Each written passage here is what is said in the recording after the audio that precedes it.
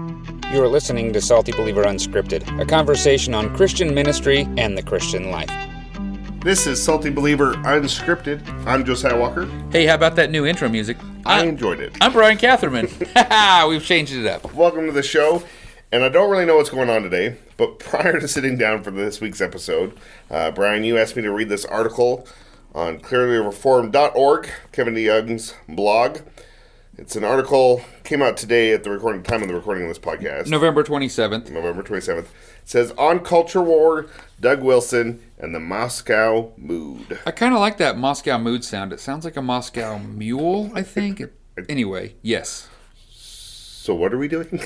Why did I read this? First of all, I haven't seen it yet. I hope I don't see it. But we'll probably see it. We'll probably see a response to this. So this article is a response to No Quarter November and some general... Doug Wilson. It's their... Yeah, Doug Wilson stuff. Yearly event. But I suspect either Canon Press or Doug Wilson or the people who follow that ministry, or I'd even go so far as to say kind of some of the fanboy types, will probably respond. And I hope that it doesn't go back and forth. I hope that whatever happens, Kevin DeYoung just lets it go. But he wrote himself out there. He's put it. Yeah, and he even says in his article, I've probably taken the bait, for this problem, so that I'll probably be flamed on or whatever he says. I'll be just lit up somehow. Anyway, so here's what this is, and the reason. So he says it in the beginning of the article, but basically, Kevin DeYoung, who blogs and writes and records things at clearlyreformed.org, which I think that's new. He just started that not too long ago, has provided a critique and sort of an answer to the question, what do you think about Doug Wilson? You've got the article there. I've got it pulled up here on my computer. And that comes up. He says, I can't remember where that is, but he says, people ask him all the time, do you like him? Do you hate him? What should I think about him? He says, as a pastor, he gets asked about this other individual. I'll just read. He says, so what do you think about Doug Wilson is a question I've been asked many times during my recent years in pastoral ministry. And then he goes on to say they're split, like, I am asking you because I love him and I want you to love him, or I'm asking you because I don't like him at all and I want you to not like him, or I'm asking because I really don't know what to think of him. Right. So that's kind of it. So that's what caught my attention, because as a pastor, we're elders at the church where we serve together, and you get these questions once in a while, don't you? Absolutely. What about just yesterday, I had somebody share that someone they love is at a church that I know is heretical. Oh, right. And I can't really speak to that in that moment. It's hard to just outright say, hey, that guy you like, or hey, that church, or hey, because you want to walk through these things delicately. Let me ask you a question before we get into this too much, and we do need to probably cover what the overview of what's going on here is, but I don't want to. I'm not so much concerned about the article itself. Right. It's this idea that how do we talk about this? So when you were asked that question, you have some opinions. Right. The person asking you, you're not in covenant membership with them, right? We don't pastor them. This was a new person you met, a visitor, right? So let me ask you a question. If a covenant member said, "Hey, I really like Bob Snuffy," okay, and you know that Bob Snuffy has some prosperity gospel leanings, or that Bob Snuffy has some various issues of like being really hostile and might have a sharp, like whatever. We've talked about some of these kinds of situations. If someone comes and says, I really like Bob Snuffy, and they're a covenant member, how much do you speak into it? Well, definitely a lot more than if it was a guest, and definitely a lot more if it's something I've had personal experience with, or that I know this individual well, the person they're referring to. If I've read Bob Snuffy's books, or I've heard some of his sermons, I could probably caution this person, hey, I would really use some caution or discernment in reading their stuff, or I'd advise against this. So would you use specifics like, hey, well, in this book, or hey, I know about this? So you would give some examples. I give some specific examples. Okay. And then we're talking about a situation where I know that person. It's hard. People always want to ask the pastor's opinion on this guy, that guy, and the other guy. But you could spend your whole day, every day, kind of researching people. There's too much. Oh man, we've had that, right? Okay, so let's just throw some names out there. What if you don't know? Let's just throw some names out there, not opinions, not Right. But who are the people that are kind of at the top of the list that you've been asked about lately or over the years? Because Doug Wilson is one that I have been asked about. Yeah. And Kevin DeYoung Right. is one that I have been asked about. Okay, these two guys, people come and say, what do you think about Kevin DeYoung, or what do you think about Doug Wilson? And probably just for the sake of transparency, we've had Doug Wilson on the podcast twice. Yeah. Years ago, back when we used to have a lot more guests. Man, those were some good times. I miss having right? some good guests on here. Maybe I got too boiled into what we were doing. We should get some guests again. Maybe we should have Kevin DeYoung on. We've had Doug Wilson on twice. You go ahead and call. Make that call. Let's see if he calls us back. Hey, Kevin DeYoung. That's never going to happen. Okay. Anyway. The best part is the people I get asked about, it's not even like they're in the same groups. It's all across the board, right? I get asked about Priscilla Schreier. I get asked about John Piper. Yep. I get asked about Stephen Furtick. Yep. I get so asked far, about all these are on my Andy list. Stanley. I was getting asked about Andy Stanley until about a week or two ago, and I don't think anybody's going to be asking me in our circles anymore. That's answered itself. But you get asked about people across denominations, theological viewpoints. I was asked recently about this guy, and then I started watching because somebody asked. Like, that's the other thing, is somebody I didn't even know. I can't remember his name. He does a podcast called Conversations That Matter. Like, I could probably find him. He does some YouTube videos, and I could probably find his name. But I had somebody ask me about that, and then I pull it up, and I go, oh, yeah, this guy. John Harris? Yeah. Okay. Now, I don't know. I don't even know who that is. He has an about page that's the most not about me you can find. Then I went to this seminary, and then he doesn't want. I don't know why. Maybe we should get, what's his name? John Harris? Maybe we should get John Harris on the podcast and ask about what seminary he went to. Well, and it's hard, too, because... But his stuff's kind of... But people are asking. I watched this video. What about this guy? Who else is on your list? So I've got we've talked about these guys, the guys you have, Jeff Durbin, because we live out in the West, tons of people. Well, there's guys I don't want to even name, because if we say their name on the podcast, they'll talk about us on their podcast for 5 weeks. Like we're not saying, it's okay, let's go there. There's a certain hesitation that when I read Kevin DeYoung's article, I went, oh no. Right. He's just asking for... Right. He's going to be in line for... Okay, let's talk about the article. Let's talk about what's going on here. So people don't know who Doug Wilson is or don't know who Kevin DeYoung is. But maybe people will understand, he's going to be in the zone of the flamethrower if he's not careful. So... you want to try to give a long and short of what's... So, okay. Yeah, so... There's a critique of Doug Wilson. Who's Doug Wilson? Doug Wilson pastors a church in Moscow, Idaho, right? He's the pastor there. I think he runs a school. And, he was really, I think in the 80s and 90s, really big on homeschool and education, kind of wrote a lot of books in that field. Stuff. And he's a Christian nationalist, and he's very open and proud and all about and he runs a blog, I think it's Blog and Mayblog. Blog and Mayblog, is that it? Is his blog, or maybe it's something with Canon Press. He debated Christopher Hitchens a bunch, the atheist, in the 90s. Was that in the 90s? I think so. It was when I was a younger Christian, so I'm trying to remember when that was. 2000. I don't remember when that was.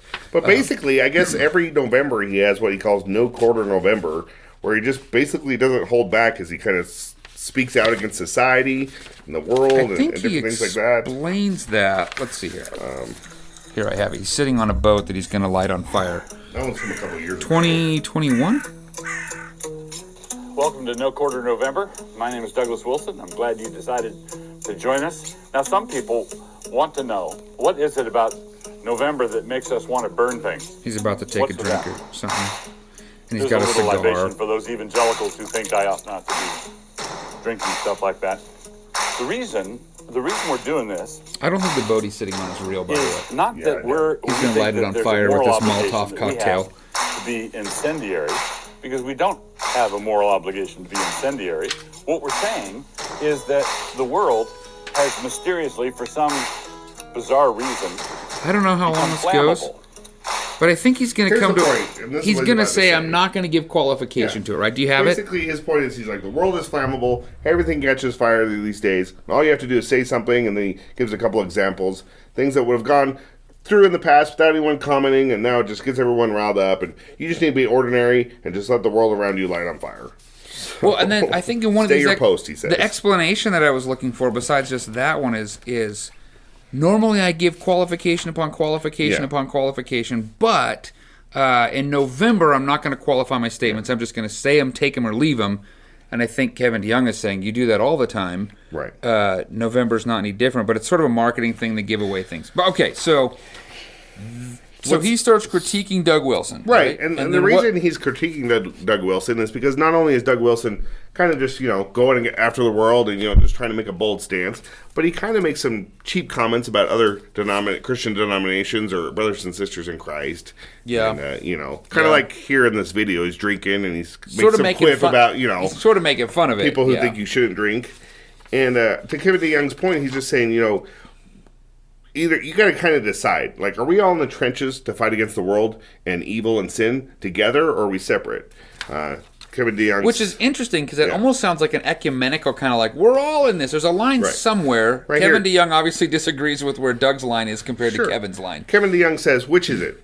Are we in the trenches against the enemy, or are we hosting our own late night talk show?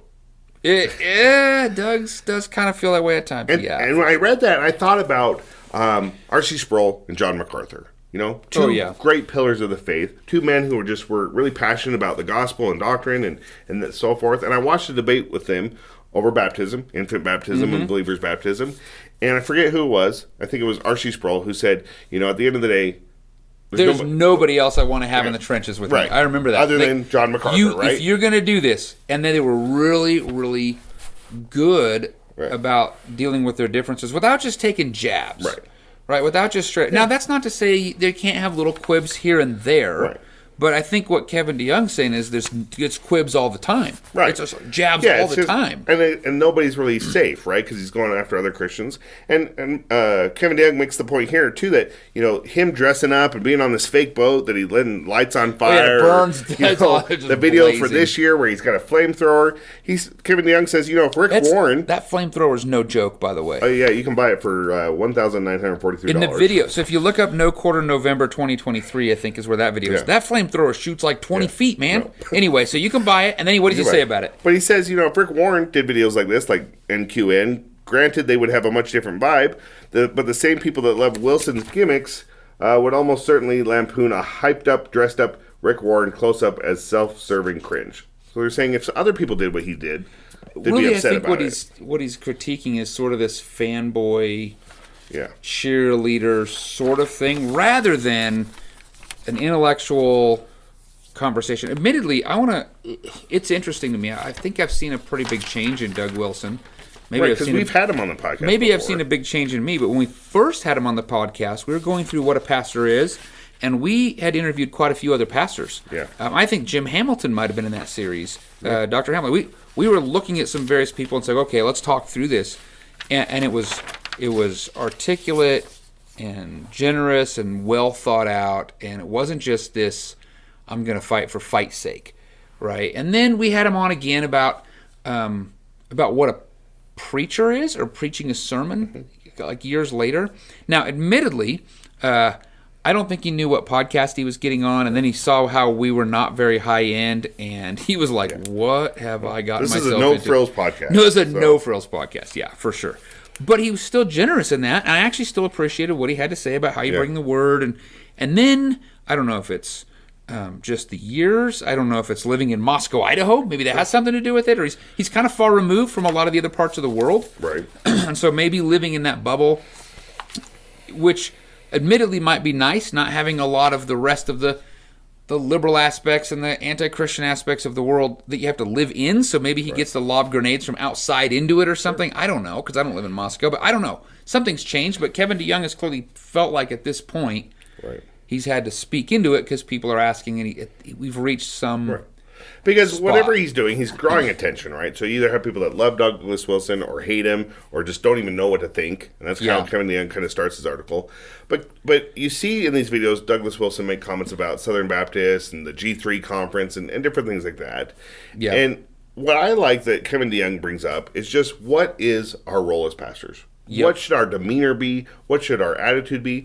And Kevin DeYoung makes the point of, like, if I acted and said some of the things he said, I'd be brought before the Presbyterian, the board and, asked, what am I doing here? Yeah. And I think what pastors have to remember is what they model to their congregation, to the outside world, to... It really sort of rings of like the same stuff we heard in the rise and fall of Mars Hill. Right. It's this whole sort of like unaccountable, maybe there is accountability, I don't know, but Kevin DeYoung does raise a point, like what level of accountability is allowing the foul language or the sort of showmanshipy attitude-y whatever to go, but it has a lot of feel of like the same stuff we saw in Mark Driscoll at one point, and there's some others like this. I hesitate to mention them because then they turn all their venom on me. But Kevin DeYoung says, what Puritan would speak this way? You know? And I used to really like Doug. I mean, I would say 10, 15 years ago, as a Christian, he was sort of on the fringes of being sort of a little more unknown, and I found him to like really draw me into solid thinking, and because it was. Felt respectful. And I think that's what we as Christians and as pastors are supposed to do is call people up to a different way of living, right? Of living contrary to the world. And in his article, Kevin DeYoung reminds his readers that we are sojourners and exiles in the world. He references 1 Peter 2:11. He says, our most important fight is the fight for faith, not the fight for Christendom, right? Now, I do want to say, though, and maybe I would be in disagreement with Kevin DeYoung here. I don't know. If he comes on the podcast, we can ask him. Sure. Yeah. But I want to make sure that that for me, I would say there is a time when you can draw lines like R.C. Sproul and John MacArthur, where you can say, hey, I'm not down with that. Hey, that person might be a heretic. Hey, this, that, or the other thing. But I think when that's all you are, I think there's a point here where it says what you win them to is what you win them with, or how you get them is how you keep them. What I've encountered, sort of to bring this back into sort of what we deal with, outside of these debate between Young and Wilson or whatever's going to come of that, we still have to deal with the fanboy factor. Yeah. Where and it's hard, but you have guys who love MacArthur so much that they will just beat up on their brothers and sisters in the pew over just a differing view of MacArthur or Washer or Wilson or DeYoung or you name it, right? Piper. And so then they like become the absolute and total defender when in truth, Kevin DeYoung has issues he probably needs to work on in his heart. Well, we all do. Doug Wilson has issues and Mark Dever had an issue and Kevin DeYoung said, hey, brother, what? And then they had a great conversation in a podcast that I think you can find on Clearly Reformed, but you can probably find it on 9 Mark stuff. Preachers Talk. Pastors Talk. Yeah, we're like, hey, you know what? What you said was not very fair, and let's now talk about it, and let's as representatives of the Christian faith, we can definitely have differences. We can definitely debate. Let's talk it out. So maybe what would be outstanding, I want to ask, what do you think is going to come of this? Maybe Doug Wilson and Kevin DeYoung will go on Clearly Reformed or blog and Mayblog or whatever the podcasts are. Or Salty Believer Unscripted. Sure. We could facilitate Let's that facilitate the two of them working out their differences. You're really overthinking the quality of our podcast. A couple of guys who, hey guys. So, what do you think? I mean, that would be amazing that they could, if they could have that sort of a discourse. That'd be remarkable. What do you think's really going to happen, though? So Kevin DeYoung, to your point, called out Mark Dever. Wrote him a letter, said, hey, you kind of... He Privately. Yeah. And they dealt with that. And they're friends, and never called it back. And, they had a good conversation on their podcast. I don't think that's how this will go.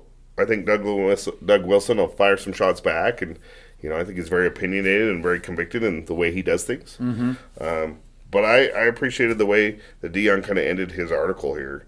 He just said, talking about Douglas Wilson, that he could use the 8th decade of his life to devote his considerable writing talents to persuading unbelievers to consider Christianity, to passing on the Reformed faith, and to offering a deep, penetrating cultural analysis. I believe he could do all this if he wanted to. Or he can pepper his writing with naughty words, play with blow torches, and make fun of Southern Baptists. That's the other option. It'd be hard to take both approaches at the same time.